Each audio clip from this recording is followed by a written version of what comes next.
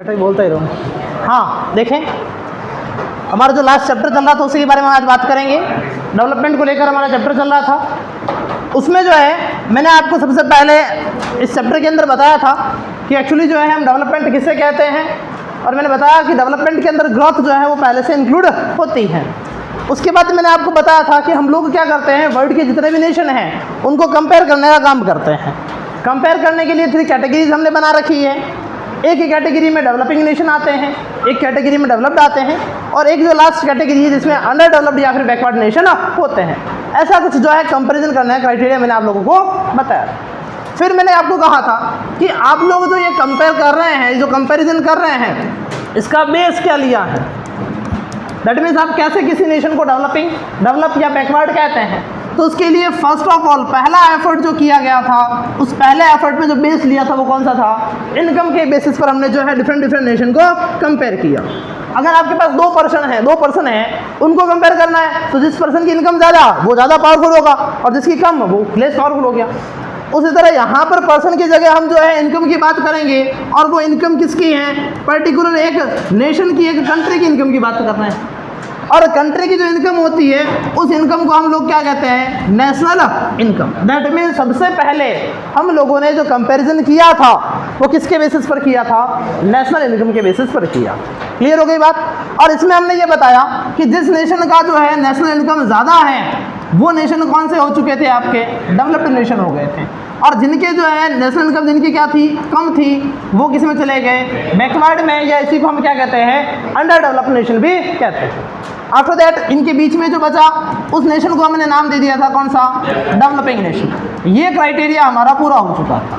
और इस जो है नेशनल इनकम के बेसिस पर जो हम कंपैरिजन कर रहे थे, इस कंपैरिजन की हमने क्या देखी, कुछ लिमिटेशंस देखी थी, लिमिट्स देखी थी। लिमिटेशन क्या थी, बोलो, पॉपुलेशन, कि जिस नेशन की जो है पॉपुलेशन क्या हो, ज़्यादा हो, उस नेशन की नेशनल इनकम भी क्या हो जाएगी, ज़्यादा। और अगर पॉपुलेशन कम है तो नेशनल इनकम भी क्या हो गई, कम। ये इसका ड्रॉबैक है, इसकी लिमिटेशन थी। अब इस कमी के कारण, इस ड्रॉबैक के कारण हमने नया जो तरीका है वो यूज़ लिया था कंपैरिजन के लिए, और नए तरीके में भी हमने यहाँ पर भी बात किसकी की थी, इनकम के बेसिस पर ही हमने कंपैरिजन किया। लेकिन यहाँ आपने जो कंपैरिजन किया था वो कौन सा था, नेशनल इनकम के बेसिस पर। अब हम जो कंपैरिजन करेंगे सेकंड टाइम वो कौन सा है, पर कैपिटा इनकम। और पर कैपिटा इनकम जो है इसी के लिए एक नाम और दिया जाता है, कौन सा, ये एवरेज इनकम होती है। ऐसा ही कुछ बताया था। इसका फॉर्मूले की बात करें, फॉर्मूला क्या था, बोलो, टोटल इनकम, या फिर टोटल इनकम को आप क्या कह सकते हैं, national income divided by population, कि आप उसको पॉपुलेशन से क्या कर देंगे, डिवाइड कर देंगे। तो इससे आपको क्या मिलेगी, उस एरिया की जो है एक पर कैपिटा इनकम या एक एवरेज इनकम आपको ऑब्टेन हो जाएगी। ऐसा ही कुछ बताया था।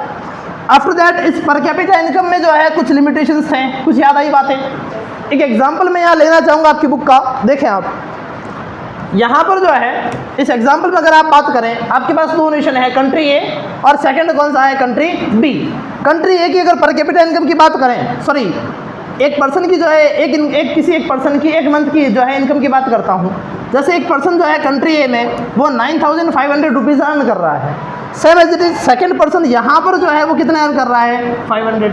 फिर इधर बात करें, उसकी इनकम आप ले ले 10,500, फिर इधर वापस कितनी हो गई, 500। नेक्स्ट देखें आप 9,800, इधर हो जाएगी आपकी 500, फिर इधर वापस 500, और इधर जो है इनकम कितनी हो गई, 10,000। ये एग्जांपल मैं आपकी बुक का ही ले रहा हूँ। और लास्ट दे रखा है इधर 10,200, और इस तरफ दे रखा आपका 48,000। यहाँ तो कुछ समझ में आया क्या, यस और नो। ये है कंट्री ए और इधर है कंट्री बी। क्लियर हो गई बात, ए और बी। ये कंट्री ए का कोई एक पर्सन है, ये फर्स्ट पर्सन जो है इसकी इनकम, इसकी जो है इनकम ईयरली इनकम मान सकते हैं कि साल का ये पर्सन वन जो है वो 9,500 रुपीज़ अर्न करता है। ये 9,500 रुपीज़ इस फर्स्ट पर्सन की क्या हो गई, एग्जैक्ट इनकम हुई। कुछ समझ में आया, अरे हाँ या ना। इसी तरह ये जो है इस फर्स्ट पर्सन की क्या हो गई, एग्जैक्ट इनकम। ऐसे हर एक पर्सन की क्या दे रखी है, इनकम बता रखी है। इसके अकॉर्डिंग देखा जाए तो कंट्री में पर्सन है कितने, 1, then 2, then 3, 4 and 5। That means दोनों नेशन में जो है इनकी पॉपुलेशन अगर मानी जाए तो कितनी है, ओनली 5%। समझ में आ रहा है। हर एक पर्सन की एग्जैक्ट इनकम यहाँ पर राइट कर रखी है। आफ्टर दैट यहाँ पर जो है मैं यहाँ राइट कर देता हूँ पर कैपिटा इनकम। और आपने ये पढ़ा है, आपने ये सुना है कि जो पर कैपिटा इनकम होती है वो अपने आप में क्या होती है, एक एवरेज वैल्यू होती है, ऐसा ही कुछ था। अगर आप पर कंट्री ए और बी की पर कैपिटा इनकम की बात करें तो कितनी होगी, इन सबका क्या करना है, टोटल करना है, और टोटल करने के बाद पॉपुलेशन दैट मीन्स किससे, 5 से डिवाइड करना है। यहाँ पर 48 दे रखा है, 48 + 2 कितना होगा, 50,000 जो है टोटल इनकम हो गई है। दैट मीन्स कंट्री बी की जो है नेशनल इनकम कितनी हो चुकी है, 50,000। समझ में आया।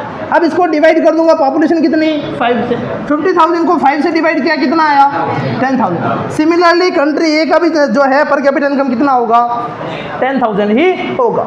दैट मीन्स कंट्री ए की जो है, इस कंट्री ए का एवरेज 1% 10,000 रुपीज़ अर्न करता है, और सेम कंट्री बी का भी एवरेज 1% कितना अर्न करता है, 10,000 रुपीज़ अर्न करता है।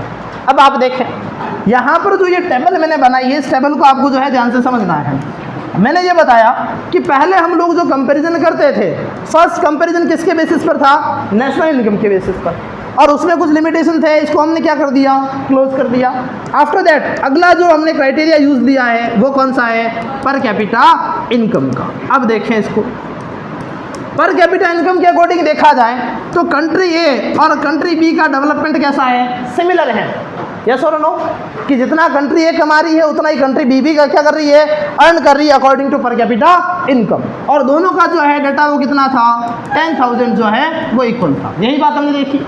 लेकिन आप ये देखें कि पर कैपिटा इनकम के अंदर क्या आपने एक ह्यूमन बीइंग के डेवलपमेंट के लिए जो एस्पेक्ट ज़रूरी होते हैं, क्या उनके बारे में बात की, क्या इसमें जो हमने कंपैरिजन किया है वो सिर्फ और सिर्फ किसके बेसिस पर कर रखा है, इनकम के बेसिस पर। तो मुझे ये बताया ह्यूमन बीइंग के लिए सिर्फ इनकम ही सफिशिएंट होती है क्या, सिर्फ पैसा ही सफिशिएंट होता है क्या? आप लोगों ने जब चैप्टर स्टार्ट किया था तो उस टाइम मैंने आपको बताया था कि एक ह्यूमन बीइंग के लिए डेवलपमेंट गोल क्या हो सकते हैं, बहुत सारे होते हैं, अनलिमिटेड होते हैं। कुछ याद आई बातें? ह्यूमन बीइंग की नीड्स कैसी होती है, अनलिमिटेड। सिर्फ मनी या इनकम ही ह्यूमन बीइंग की नीड नहीं है। इस मनी के अलावा आप लोगों ने पढ़ा होगा लोग क्या चाहते हैं, सेफ्टी चाहते हैं, सिक्योरिटी चाहते हैं, एजुकेशन चाहते हैं, अपनी लाइफ को बेटर बनाना चाहते हैं। तो सिर्फ इनकम के बेसिस पर ह्यूमन बीइंग का डेवलपमेंट पॉसिबल नहीं है। तो आप जो कंपैरिजन कर रहे हैं, आप बता रहे हैं कि ये ज़्यादा डेवलप है या ये ज़्यादा डेवलप, ये क्या हो गया है, गलत हो चुका है। क्योंकि इसके बेसिस पर आप ये नहीं बता सकते हैं कि कौन सी कंट्री ज़्यादा एजुकेटेड है या कौन सी कंट्री जो है जिसका हेल्थ स्टैंडर्ड कैसा है, बेटर है। इन पॉइंट्स के बारे में आपने यहाँ पर बात नहीं की है। कुछ समझ में आया मैंने क्या कहा? क्लियर? अब अगला जो पॉइंट स्टार्ट होने वाला है वो यहीं से बात करेंगे कि पर कैपिटा इनकम के जो ड्रॉबैक्स हैं वो कौन कौन से होते हैं, और इन ड्रॉबैक्स को देखते हुए हमने नया क्राइटेरिया या नया मेजरमेंट जो है वो कौन सा लिया है। क्लियर हो गई बात? अरे हाँ या ना? देखें आगे, ये डेवलपमेंट वाला पॉइंट ये हमारे हो गए थे, ये एग्जाम्पल मैंने बता दिया था। अगला पॉइंट हमें यहीं से स्टार्ट करना है, इनकम एंड अदर क्राइटेरिया, कि इनकम के अलावा और कौन कौन से क्राइटेरिया हैं या ऐसे कौन कौन से एस्पेक्ट हैं जो ह्यूमन बीइंग के डेवलपमेंट के लिए क्या होते हैं, ज़रूरी होते हैं। उन सारे पॉइंट्स की इसमें बात करेंगे। देखें, when we looked at individual aspirations and goals, we found that people not only think of better income, कि जब आपने जो है जब लोगों की नीड्स के बारे में, लोगों के गोल्स के बारे में जब स्टार्टिंग में पढ़ा था, तब आपने देखा था कि लोग सिर्फ पैसा ही नहीं चाहते हैं, वो पैसों के अलावा, इनकम के अलावा कुछ और पॉइंट भी जो है उनकी नीड होती हैं, जो पॉइंट्स मैंने अभी आपको बताए थे। जैसा कि मैंने आपको स्टार्टिंग में एग्जाम्पल में भी पूछा था कि आपको कहा कि आपकी नीड्स कैसी है, तो आपने कहा सर हमारी नीड्स जो है अनलिमिटेड होती हैं, और अनलिमिटेड जो नीड थी उसकी लिस्ट कैसी थी, बहुत बड़ी थी। तो उन लिस्ट में जो है इनकम के अलावा कुछ और पॉइंट भी क्या थे, ज़रूरी थे, जो पॉइंट क्या होते हैं ह्यूमन बीइंग के डेवलपमेंट के लिए नेसेसरी होते हैं। तो यहाँ पर यही लिखा है कि इनकम के अलावा कुछ और पॉइंट्स भी जो है इस गोल के अंदर शामिल होते हैं। But we also have goals such as security. अब हमें क्या क्या चाहिए, इनकम के अलावा हमें कुछ और जो है कुछ और भी पॉइंट्स हो सकते हैं जिनकी हमें क्या होती है, नीड होती है। जैसे हमें यहाँ पर एग्जाम्पल दे रखे हैं, ह्यूमन बीइंग नीड्स सिक्योरिटी।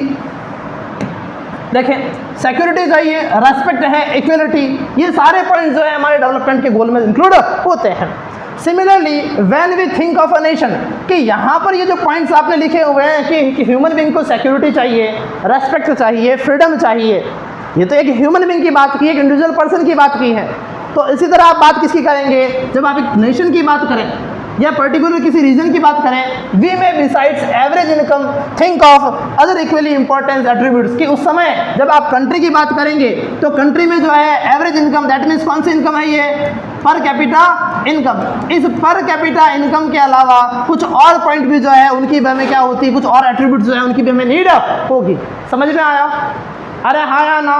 मैं आपको यहाँ पर ये बता रहा हूँ कि एक अगर इंडिविजुअल एक ह्यूमन बीइंग की बात करें तो उसके डेवलपमेंट के लिए कौन कौन सी चीज़ें ज़रूरी होती है, जिसमें मैंने कहा ह्यूमन बीइंग को क्या चाहिए, पैसा चाहिए पहला। इसके अलावा कुछ और एग्जांपल यहाँ पर लिखे हुए such as security, respect, equality, freedom, ऐसे पॉइंट्स की भी ह्यूमन बीइंग को क्या होती है, नीड होती है। क्लियर हो गई बात? ये तो बात की एक इंडिविजुअल पर्सन के लिए, लेकिन जब आप पर्टिकुलर किसी नेशन के लिए बात करें कि एक नेशन का डेवलपमेंट गोल क्या होगा, एक कंट्री का डेवलपमेंट गोल क्या होगा, तो उस कंडीशन में आप क्या सोचेंगे? सबसे पहली बात, कंट्री की इनकम क्या होनी चाहिए, इंक्रीज होनी चाहिए। ये इनकम चाहे नेशनल इनकम लो चाहे पर कैपिटा इनकम लो, एक बात तो ये। और इसके अलावा कुछ और एट्रीब्यूट्स जो हैं जो क्या होते हैं उस नेशन के लिए डेवलपमेंट के लिए क्या होंगे, ज़रूरी होते हैं। अब वो कौन कौन से एट्रीब्यूट्स जो है ह्यूमन बीइंग के लिए, सॉरी कंट्री के डेवलपमेंट के लिए ज़रूरी हैं, उन पॉइंट्स को हमें आगे जो है कंटिन्यू करना है। देखिए आप आगे फर्स्ट पॉइंट दे रखा है इन्फेंट मोर्टेलिटी रेट। नाम सुना है कभी आपने इसका? हाँ, देखिए इसमें क्या होता है, इसको जो है IMRB कहते हैं, इन्फेंट मोर्टेलिटी रेट को इसका शॉर्ट फॉर्म है number of children that die before the age of 1 year in proportion of 1000 live children born in that particular year. ध्यान रखें, यहाँ पर पहला पॉइंट जो मैंने लिया है जो एक कंट्री के डेवलपमेंट के लिए ज़रूरी है कि दैट मीन्स इनकम के साथ उस कंट्री में इन्फेंट मोर्टेलिटी रेट जो है वो क्या होनी चाहिए, कम होनी चाहिए। मुझे बताइए कम होनी चाहिए कि ज़्यादा? कम। क्यों? इन्फेंट मोर्टेलिटी रेट कम क्यों होनी चाहिए?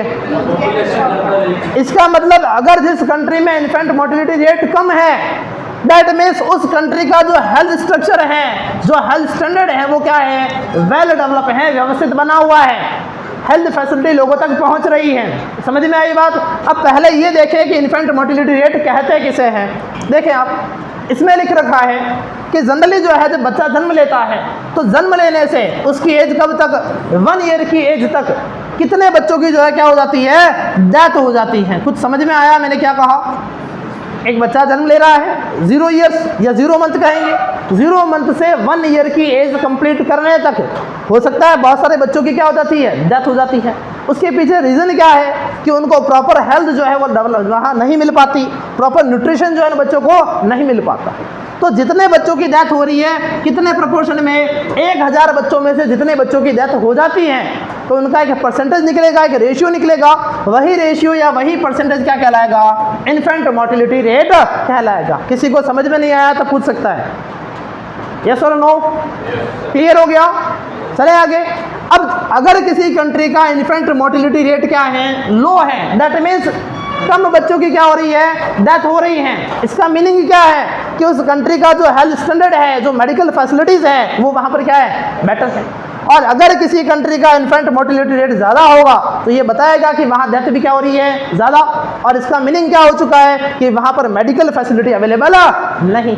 और जब मेडिकल फैसिलिटी का मीनिंग हेल्थ स्टैंडर्ड डेवलप नहीं हुआ है तो क्या कंट्री रियल में डेवलप हो पाएगी क्या? आप ये सोचे उस कंट्री के पास पैसा तो बहुत है लेकिन ये जो IMR जो दे रखा है, इन्फेंट मोर्टेलिटी रेट जो दे रखा है, अगर ये हाई है तो वो डेवलपमेंट किसी काम का, वो पैसा किसी काम आएगा क्या? नहीं आएगा। तो डेवलपमेंट के लिए इनकम के साथ साथ कुछ और एस्पेक्ट ज़रूरी होते हैं जिनमें पहला एस्पेक्ट आपका आएगा हेल्थ स्टैंडर्ड। समझ में आई बात? और हेल्थ स्टैंडर्ड को मेजर किसे करते हैं तो उसको मेजर करने का तरीका बता रखा है infant mortality rate. Is it clear? चलो आगे अगला देखिए सेकंड पॉइंट। इसके अलावा और क्या जरूरी है? सेकंड पॉइंट दे रखा आपका लिटरेसी रेट। ये तो सुना होगा आपने कि कितना % लोग जो है वो पढ़े लिखे हैं, कितने लोग लिटरेट हैं। देखें the proportion of literate population in the 7 and above age group, कि 7 साल से अधिक जो एज ग्रुप वाले बच्चे हैं, जो ह्यूमन बींग हैं, टोटल पॉपुलेशन में से उतना कितना % लोग ऐसे हैं जो कैसे हैं, पढ़े लिखे हैं। उनका जो प्रोपोर्शन, जो रेट आएगा, जो रेशियो आएगा, परसेंटेज जो आएगा, उसको हम क्या कहेंगे, लिटरेसी रेट कहेंगे। समझ में आई कुछ बात लिटरेसी रेट की? अब आप मुझे बताएं, एक डेवलप कंट्री के लिए लिटरेसी रेट ज़्यादा होनी चाहिए या कम? ज़्यादा होनी चाहिए। अगर किसी कंट्री की लिटरेसी रेट कम है, इसका मीनिंग क्या है? दैट मीन्स वहाँ का जो एजुकेशन सेक्टर है वो डेवलप नहीं हो पाया, और गवर्नमेंट को नीड है अपनी कंट्री के डेवलपमेंट के लिए उस एजुकेशन सेक्टर को क्या करना पड़ेगा? डेवलप करना पड़ेगा। समझ में आया कुछ? आया ना? देखें आगे अगला पॉइंट यहाँ पर दे रखा है इसके अलावा, नेट अटेंडेंस रेशियो। अब ये क्या होता है? जैसे आपने इन्फेंट मोर्टेलिटी रेट देखा था, ये कौन से सेक्टर को जो है डिनोट कर रहा है? हेल्थ सेक्टर को, हेल्थ स्टैंडर्ड को। ये लिटरेसी रेट देखा था, ये किसको बताता है? एजुकेशन सेक्टर को।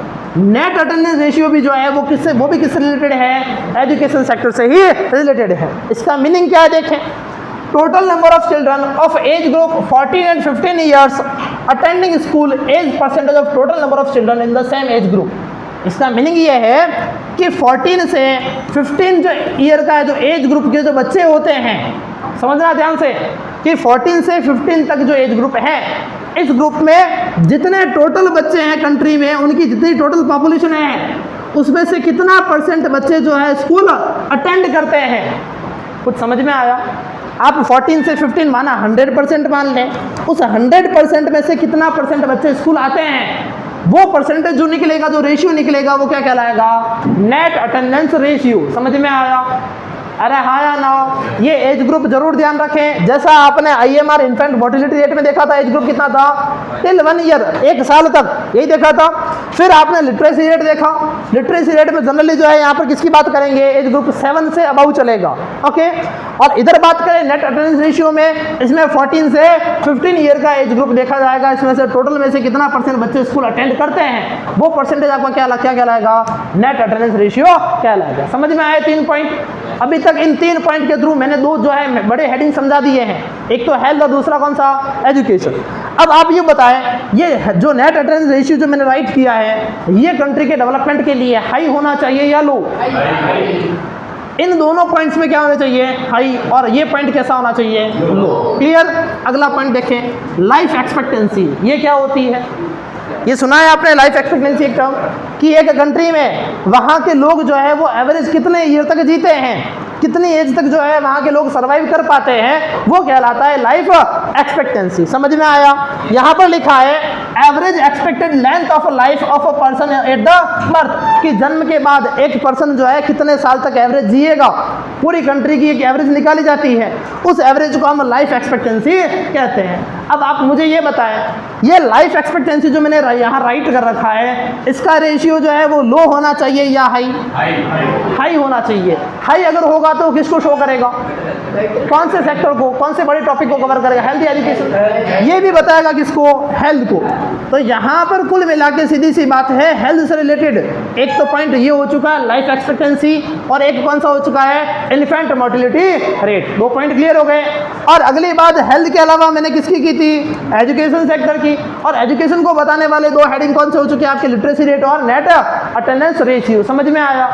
दैट मीन्स एक कंट्री के डेवलपमेंट के लिए ज़रूरी क्या है कि वहाँ पर जो है उन लोगों की इनकम कैसी होनी चाहिए? अच्छी होनी चाहिए, पैसा ज़्यादा होना चाहिए। और इनकम के अलावा 2 हेडिंग और मैंने यहाँ पर इंक्लूड किए हैं, जिसमें एक तो आ चुका है बड़ा पॉइंट कौन सा? हेल्थ, और दूसरा कौन सा आ चुका है? एजुकेशन। और हेल्थ और एजुकेशन को शो करने वाले एस्पेक्ट कौन कौन से हैं? तो ये 4 नाम आपको याद होने चाहिए। हेल्थ के अंदर आप ध्यान रखेंगे कौन सा? लाइफ एक्सपेक्टेंसी, और दूसरा कौन सा? Infant mortality rate. और एजुकेशन की बात करें तो इसके अंदर 2 पॉइंट आपके इंक्लूड होंगे, एक होगा लिटरेसी रेट और दूसरा कौन सा हो जाएगा? Net attendance ratio. यहाँ तक बात समझ में आई क्या? किसी कोई डाउट, कोई क्वेश्चन हो तो बोलो। चलो आगे। अरे हाँ या ना? देखें आगे। अब आप देखें कि पहले इनकम के बेसिस पर, इनकम कौन सी? सबसे पहले नेशनल इनकम के बेसिस पर हमने कंपैरिजन किया, फिर बाद में पर कैपिटा इनकम के बेसिस पर कंपैरिजन किया। अब हम जो कंपैरिजन करेंगे उसके लिए सारे एस्पेक्ट क्या कर देंगे? ऐड कर देंगे। जिसमें पहला एस्पेक्ट मैंने ऐड कर दिया यहाँ पर एग्जांपल के लिए, पर कैपिटा इनकम। दूसरा एस्पेक्ट कौन सा ऐड कर दिया? Infant mortality rate. तीसरा कौन सा आ गया? Literacy rate. और चौथा कौन सा आ गया है? Net attendance ratio. अगर ये नहीं लिखना चाहें तो इसमें 2 कॉलम ही हो सकते हैं, जिसमें ये तो रहेगा, पर कैपिटा इनकम तो रहेगा।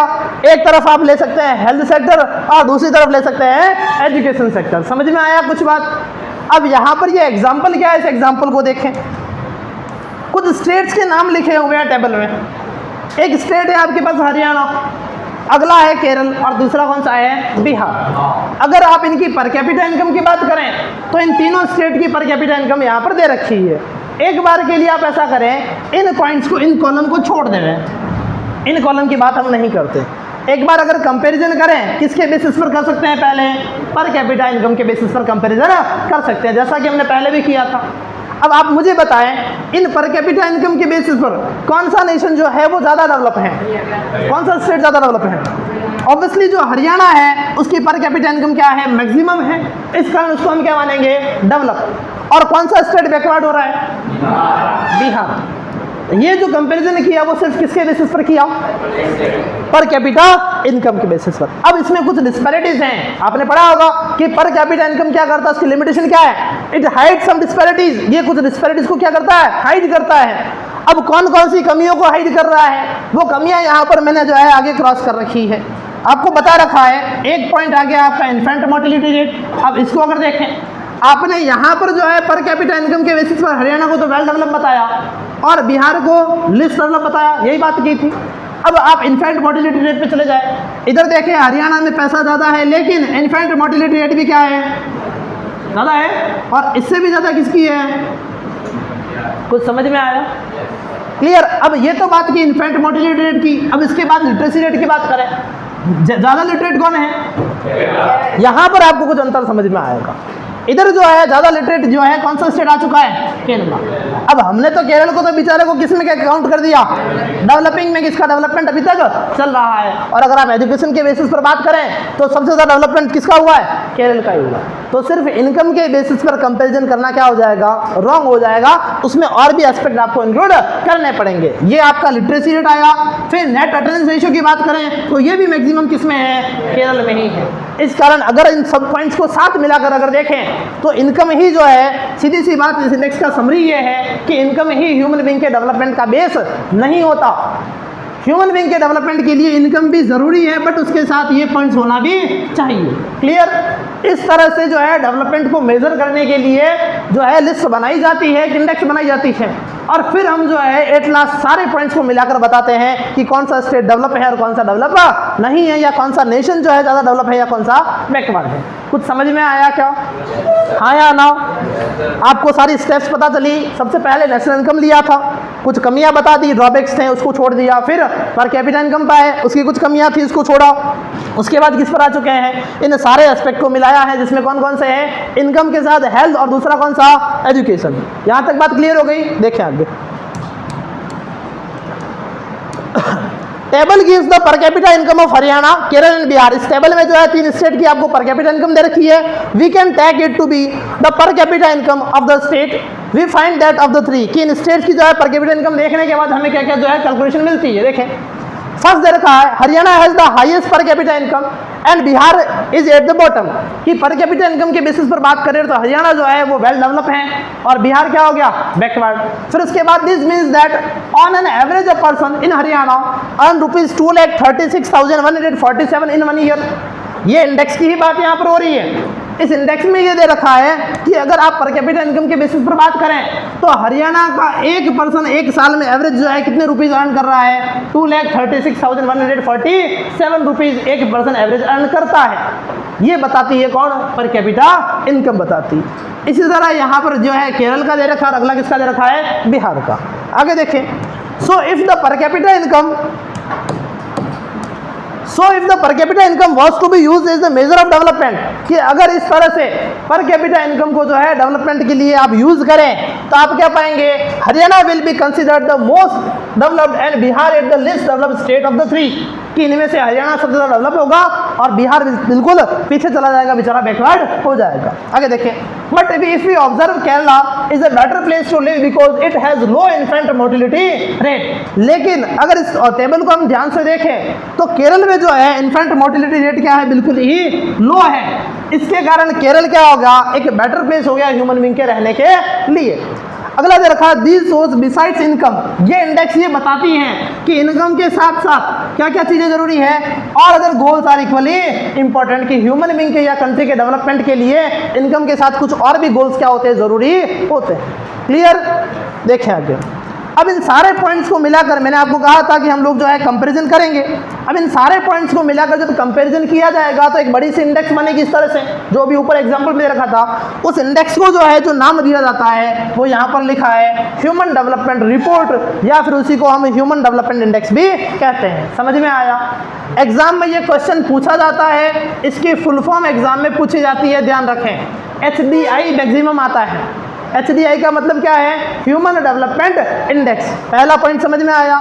दूसरा क्वेश्चन पूछा जाता है HDI के कंपोनेंट्स क्या क्या हैं, बताओ जरा कंपोनेंट्स कौन कौन से होंगे। कंपोनेंट समझ में आया कि इंडेक्स जो बनेगी उसमें कौन कौन से पॉइंट को इंक्लूड किया जाएगा। तो पहला पॉइंट हो जाएगा पर कैपिटा इनकम, दूसरा पॉइंट कौन सा होगा?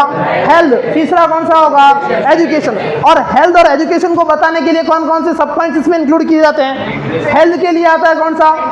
इन्फेंट मोर्टिलिटी रेट, और दूसरा लाइफ एक्सपेक्टेंसी, ये तो हो गई हेल्थ के लिए। एजुकेशन के लिए लिटरेसी रेट, और दूसरा नेट अटेंडेंस रेशियो। समझ में आई बात? इन सारे पॉइंट्स को मिलाकर जो इंडेक्स प्रिपेयर की जाती है, जो रिपोर्ट प्रिपेयर की जाती है, उसको ह्यूमन डेवलपमेंट इंडेक्स या ह्यूमन डेवलपमेंट रिपोर्ट कहते हैं। एक क्वेश्चन तो ये। अगला क्वेश्चन ये आता है कि इस रिपोर्ट को पब्लिश कौन करता है, या इस रिपोर्ट को बनाने की रेस्पॉन्सिबिलिटी किसकी है? तो इसको बनाने के लिए एक ऑर्गेनाइजेशन है जिसका नाम दे रखा है UNDP। इसका भी इसका शॉर्ट फॉर्म है, फुल फॉर्म आपको याद रखना है। यूनाइटेड नेशंस डेवलपमेंट प्रोग्राम नाम से एक ऑर्गेनाइजेशन है हमारी वर्ल्ड लेवल का। वो क्या करता है? इस तरह से एक इंडेक्स प्रिपेयर करता है और इस इंडेक्स के बेसिस पर कंट्रीज को कंपेयर करने का काम करता है। समझ में आया? देखिए आप, human development report published by UNDP united nation development programme is one of the best method to measure development. कि अभी तक जितने मेथड पढ़े हैं आपने डेवलपमेंट को मेजर करने के लिए, उनमें सबसे बेटर जो मेथड है वो कौन सा है? ये HDI या ह्यूमन डेवलपमेंट इंडेक्स ही है। क्लियर? आगे देखें। The report compares countries based on 3 criterias. इस रिपोर्ट में कंट्री को 3 क्राइटेरियाज के बेसिस पर क्या कहता है, जो है कंपेयर किया जाता है। क्राइटेरिया में पहला ऐड कर दिया हमने पर कैपिटा इनकम, दूसरा ऐड कर दिया कौन सा? लाइफ एक्सपेक्टेंसी, और तीसरा ऐड कर रखा है literacy rate and net attendance ratio, या फिर उसको क्या कहते हैं? एनरोलमेंट रेशियो भी कहते हैं। यही पॉइंट्स मैंने आपको पहले पढ़ा दिए। ओके, इन सारे पॉइंट्स को मिलाकर जो इंडेक्स बनाई जा रही है वही आपकी कौन सी है? HDI है। बनाता कौन है? नाम जरूर ध्यान रखें। आगे देखें इसके बारे में। Some countries in Middle East are rich countries but they have bad education health status। कि मिडिल ईस्ट की जो नेशन है, उन नेशन में जो है अगर आप बात करें उनको आप रिच कंट्रीज कह सकते हैं on the basis of income, कि वहाँ पर इनकम अच्छी है तो वो जो है रिच हैं। बट अगर एक्चुअल कंडीशन देखी जाए तो वहाँ का एजुकेशन स्टैंडर्ड और हेल्थ स्टेटस जो है वो क्या है? लो है। तो HDI के बेसिस पर वो कंट्री अब क्या हो चुकी है? बैकवर्ड जा चुकी है। फिर आगे देखिए, so they are not considered a developed country. इस कारण इन जो मिडिल ईस्ट की जो नेशन है उनको जो है डेवलप्ड नेशन नहीं कहते। अब HDI या HDR की बात करें, ऑल ओवर वर्ल्ड में जितने भी नेशन है उनको सबको मिलाकर बनाई जाती है। तो इसमें जो है इस इंडेक्स में इंडिया की रैंक कौन सी है? एट प्रेजेंट टाइम इंडिया की रैंक जो है कौन सी है? 130। समझ में आया? वर्ल्ड के जितने भी नेशन हैं उनको सबको मिलाकर ये रिपोर्ट बनाई जाती है। उस रिपोर्ट में इंडिया 130 नंबर पर है। और इसी के साथ अगर श्रीलंका की बात करें तो उसकी HDI रिपोर्ट हमारे से भी क्या है? बेटर। और वो पोजीशन कौन सी उनकी? 73। इसका मीनिंग क्या है कि श्रीलंका जो नेशन है वहाँ पर लोगों की पर कैपिटा इनकम के साथ साथ वहाँ एजुकेशन का स्टैंडर्ड क्या है? बेटर है। और हेल्थ स्टैंडर्ड भी इंडिया से क्या माना गया है? वहाँ पर बेटर माना गया है, तभी ये हमारे से आगे है। इतना समझ में आया क्या? अरे हाँ या ना? अब बाकी के पॉइंट्स हम कल की क्लास में बात करेंगे। ओके।